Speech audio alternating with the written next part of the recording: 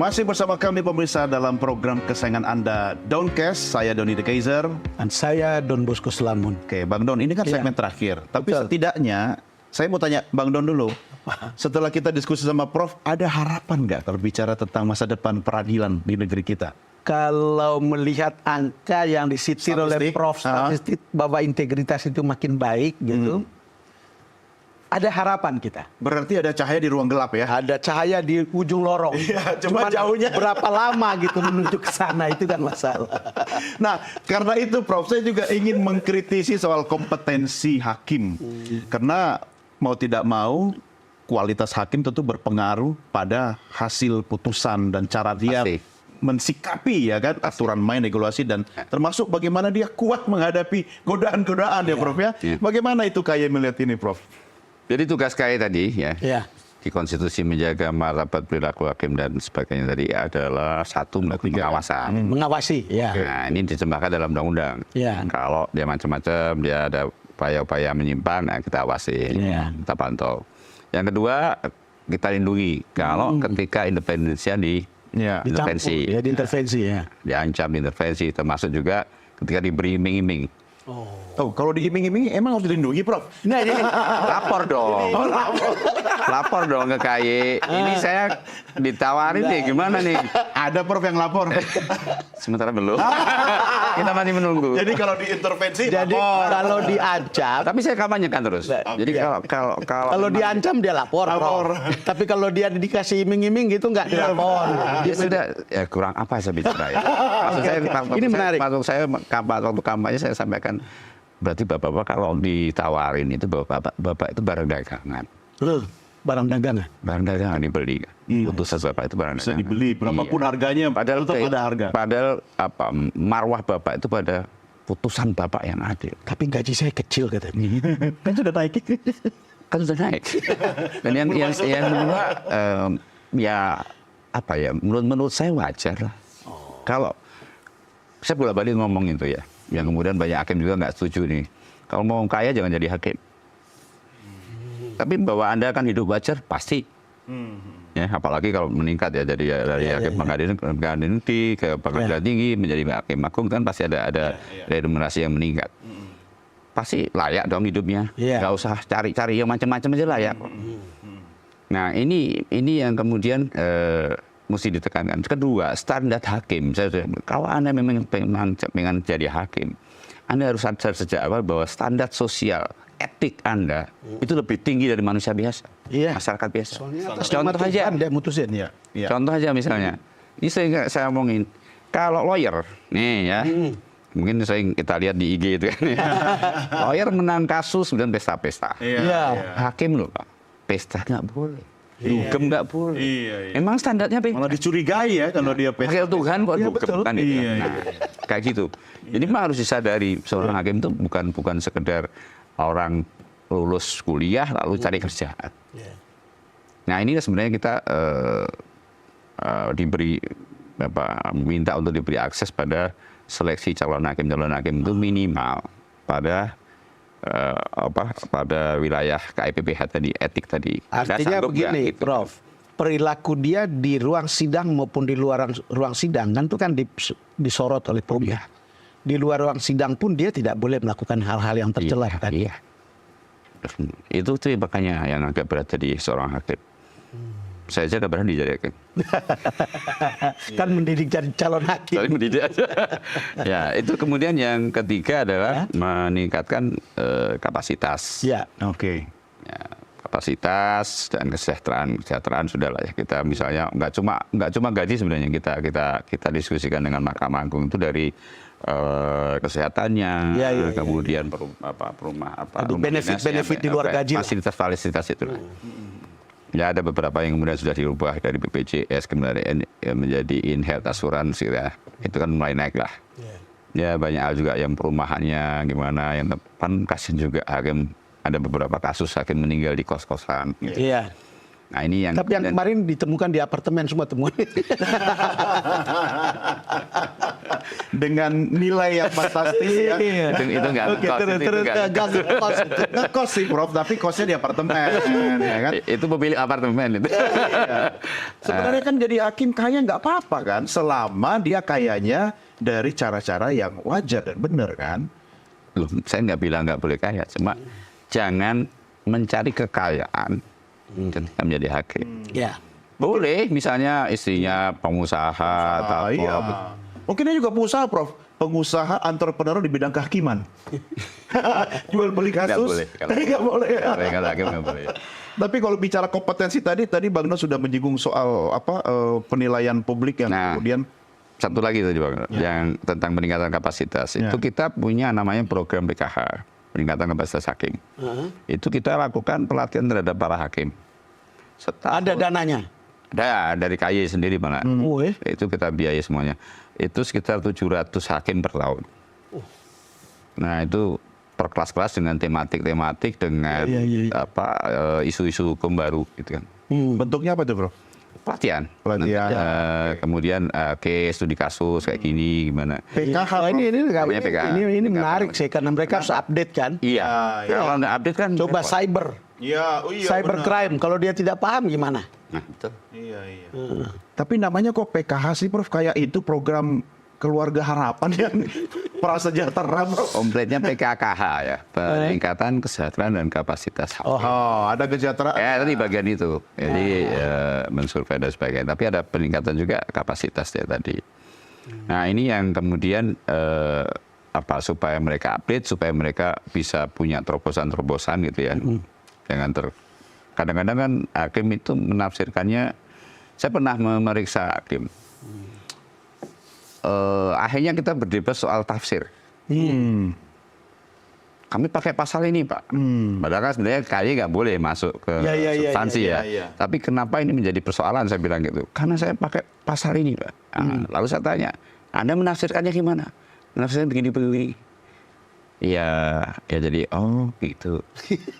Ya, Apakah karena out of dated gitu dia menafsirkannya sementara. jadi kuno sekali Iya, tidak mungkin ikutin. seperti itulah. Tapi kayaknya nggak bisa masuk ke situ kan? Soal Enggak. tafsir hakim. Enggak. Itu bagian dari anu aja. Tadi kan saya cerita pada saat pemeriksaan, hakim tersebut mengatakan kenapa menjadi masalah kasus ini.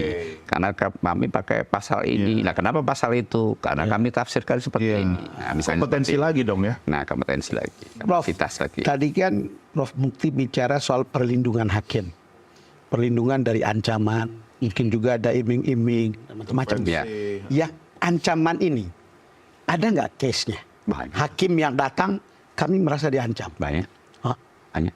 Kasusnya apa aja? Misalnya ya dari ancaman telepon, ancaman teks ya, sampai yang rumahnya dilempar bangkai, yang mobilnya disobek, ya macam-macam lah. Ya ada ancaman tuh banyak. Itu tuh dilaporkan. Ketika mereka mengadu, Ada yang dilempar Dilempari apa? di pengadilan itu kan ada yang dilempar. Oh, iya, polisi. iya. oh iya. Nah, itu konkretnya bentuk perlindungan kepada hakim yang terancam itu apa, Prof? Ya kita akan melakukan namanya PMKH, perbuatan merendahkan kehormatan, perbuatan merendahkan martabat hakim. Nah ini yang kemudian kita kerjasama dengan kalau itu ada unsur pidananya kita sampaikan. Kalau itu di ruang pengadilan kan kita sebut sebagai contempt of court. Iya. Tetapi kalau yang di luar itu Di tadi luar, di rumah, WhatsApp, di lalu jalan, kemudian ya. telepon Ya, dan seterusnya. itu kita laporkan. Tapi kalau bisa kita lindungi sendiri. Kerjasama dengan kepolisian. Ya, Kan dulu ada hakim yang ditembak, Hakim Agung. ya dulu kasus dia, Iya. mantu pernah kan.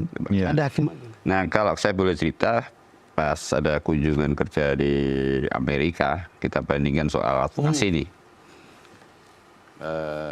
KY-nya sana itu namanya US Marshal. Oh, US Marshal. Nah, mungkin sering lihat film Cowboy kan. Iya. Itu kan pengawal, itu KY-nya sana. Mereka cerita soal waskim gimana. Kami udah selesai waskim. Hakim kami nggak ada yang masalah. 100 tahun ini hanya 5 hakim yang bermasalah. Dalam 100 tahun 5 hakim. Kita dalam setahun berapa? Ntar dulu, Prof. Mereka dalam 100 tahun 5 hakim. Kita dalam 1 tahun berapa puluh? Lanjut. Retoris. Jawab sendiri aja. Prof. Ada tapinya. Coba mereka bicaranya, ya masalah itu perlindungan hakim. Ya mungkin karena gaya Amerika. Ya, di sana kan Mereka boleh ada punya senjata. Ya. Jadi waktu kita berkunjung itu 2 minggu sebelumnya ada hakim dan keluarganya dihabisin. Nah itu Bicara integritas mereka udah selesai. aman. Ini ketemu orangnya ada beda. Auranya beda. Ya karena di sana kan sistem juri juga kadang-kadang. Ya, hakimnya itu memang ya nggak ada yang glamor, nggak ada. Tapi keren. Jarang ada hakim OTT ya, Zar.